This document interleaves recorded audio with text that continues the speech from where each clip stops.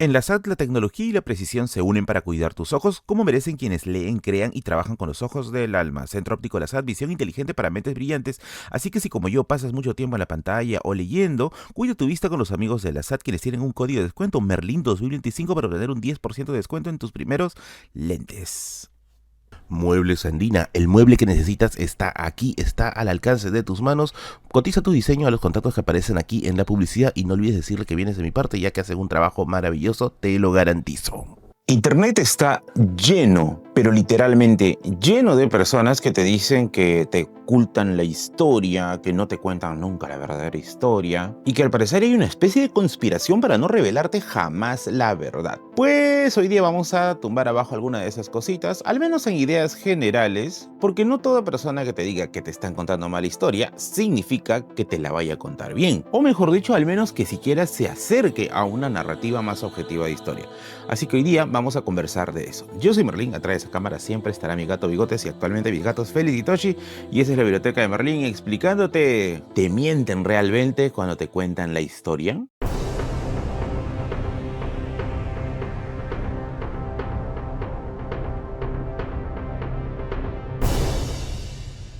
A ver, antes de empezar con una lista de lo que yo creo son las principales razones por las cuales te dicen esto que te dicen, quiero dejar en claro algo. A pesar de que quizás lo puedan interpretar de otra forma, esto no va dirigido exactamente solamente al contenido en Internet. Porque no es solamente en Internet donde te difunden falsas versiones de la historia, sino también va orientado a malos profesores, a guías de turismo, o mejor dicho, malos guías de turismo, y a chauvinistas quienes esperan cosechar a partir de la indignación popular algo de réditos y para eso, bueno, se enarbolan como el paladín de la historia. Recuerda que la mayoría de estos espacios no están tanto en espacios largos de internet, sino en espacios cortos como TikTok, Shorts y Reels, ya que son lugares donde al tener muy poco espacio para poder explicar, suelen simplificar bastante las cosas con una voz convencida, una narrativa agresiva y que obviamente capta al primer incauto que la escucha. Así que vamos con la primera de estas señales que uno debe aprender a evitar en caso quiera toparse con un contenido bueno y bueno, en el camino te topaste con algo terrible. La primera gran señal que hay que ver es que suelen ser usualmente personas que idealizan demasiado el pasado. El sociólogo Zygmunt Bauman tiene un libro que se llama Retrotopía. En este libro se explica cómo en algunas situaciones en las cuales el mundo está en una situación de riesgo, las personas no suelen mirar hacia adelante como una utopía, o sea, un lugar bonito para poder desenvolverse el resto de la vida, sino hacia atrás, miran hacia lo retro, la retrotopía. Y para esto hay una idealización del pasado muy por encima de sus características reales. Esto es algo muy común, por ejemplo, en personas que difunden de mala manera la historia. Suelen contarte una versión demasiado edulcorada y dulce del pasado, en la que, por ejemplo, el gobierno de tal o cual presidente del siglo XIX fue el mejor momento de la historia del Perú, o el virreinato fue el mejor momento de nuestra historia, o sencillamente la época de los incas en las que todo era paz, felicidad, nadie robaba, nadie mentía, nadie hacía nada malo. Obviamente este tipo de situaciones son totalmente idílicas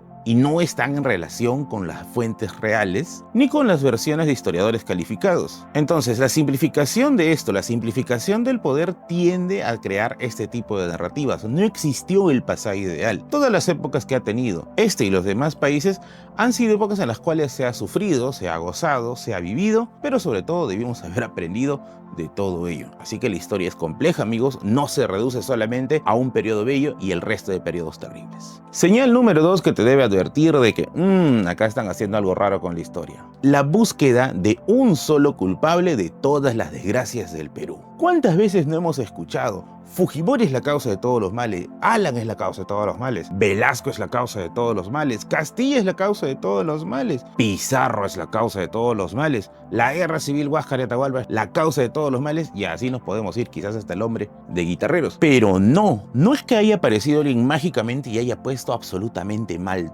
todo. Tampoco se puede decir que con una sola persona un periodo comenzó a irse al tacho o un país entero comenzó a irse al tacho, sino que son momentos en los cuales se han ido preparando a lo largo del tiempo, en la cual han influido varios factores, no una sola persona. O sea, pensar que una sola persona ocasionó todo un hecatombe es ignorar completamente las circunstancias en las cuales vivió, el entorno en el cual se desenvolvió, hasta incluso se podría decir la situación internacional que acogió este suceso. Entonces no estamos acostumbrados a mirar la historia como una película en la cual nos hagamos la pregunta, quién es el malo finalmente, y mucho menos quién es el bueno finalmente, sino que hay que mirar la historia como un todo, como un corpus entero en el cual se entiende de que las cosas que nosotros hacemos tienen consecuencias. Asimismo, las cosas que hicieron personas de otros tiempos tienen consecuencias, pero que están envueltas en un todo. Si no es un ejercicio, imagínate a ti la situación que te pasa ahora. ¿Todo es culpa tuya? No. Tienes mucho miedo de salir por la inseguridad, que es un problema estructural. Te falta mucho dinero quizá para cumplir algunos objetivos por la crisis económica. Te faltan oportunidades ya que ves que el hijo de tu jefe asciende más rápido que tú. Hay una causa de corte estructural en tema de meritocracia y corrupción, podría decirse. Entonces no es solamente el sujeto, es todo el complejo mundo de acontecimientos que ocasiona que a un país le vaya bien o le vaya mal. Punto número 3. Visión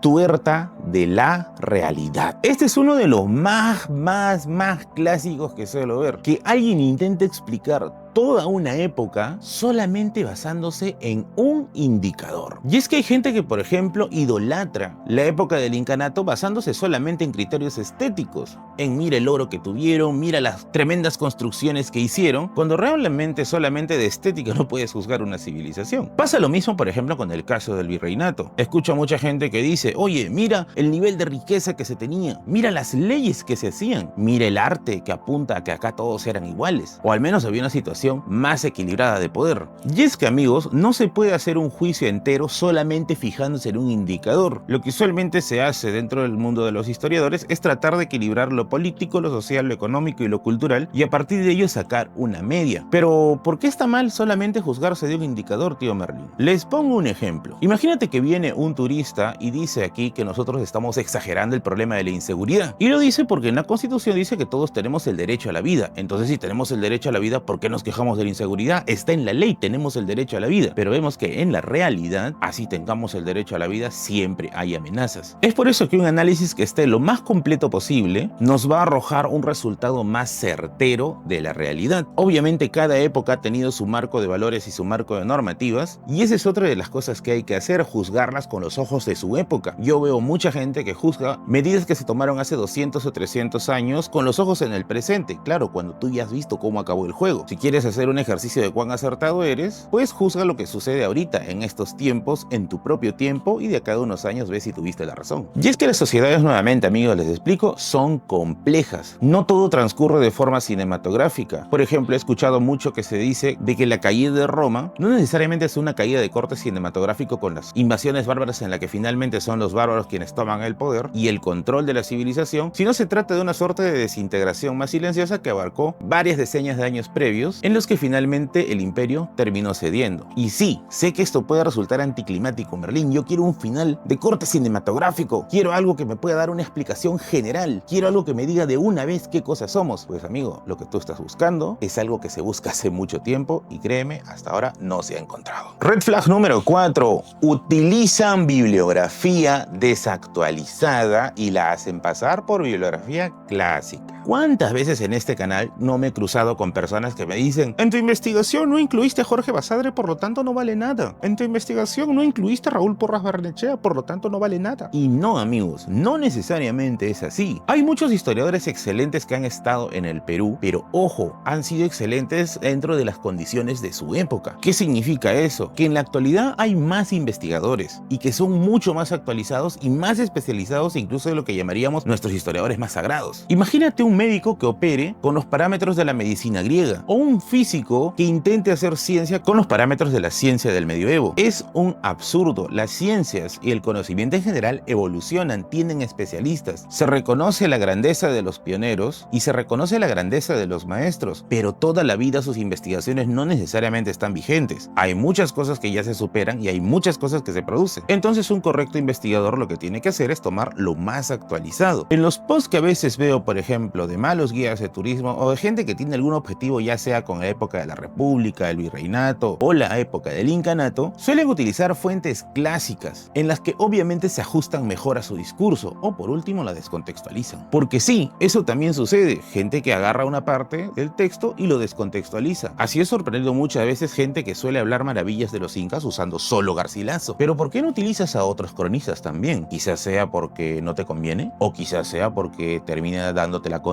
Y es que, amigos, en el oficio del historiador, nuestro único y real objetivo es la cercanía a la verdad. Y para finalizar quiero hacer una breve reflexión de por qué hay tanta gente que deja de creerle a su maestro de escuela y comienza a creerle al TikToker, al vende humo, al falso maestro o al falso guía de turismo. Y una hipótesis a la que he llegado es que muchas veces nuestra educación en cuanto a historia está demasiado mal enfocada. Profesores que quieren resaltar una época de la historia en desmedro de otras, profesores que abiertamente sueltan sus propias inclinaciones y hacen pasar la opinión como historia, o profesores y guías de turismo que necesitan exagerar, mentir o simplemente destapar viejos rencores, como el caso del problema con los chilenos o con los ecuatorianos, para poder hacer su discurso más interesante. Y amigo, date cuenta qué es lo que estás logrando con eso, de que ese chico tarde o temprano salga de tu entorno escolar y vea en el primer creador de contenido que le dice lo contrario y le va a decir, oye, tu profe te ha mentido, es por eso que tú nunca has escuchado esto. Y el resultado obvio va a ser,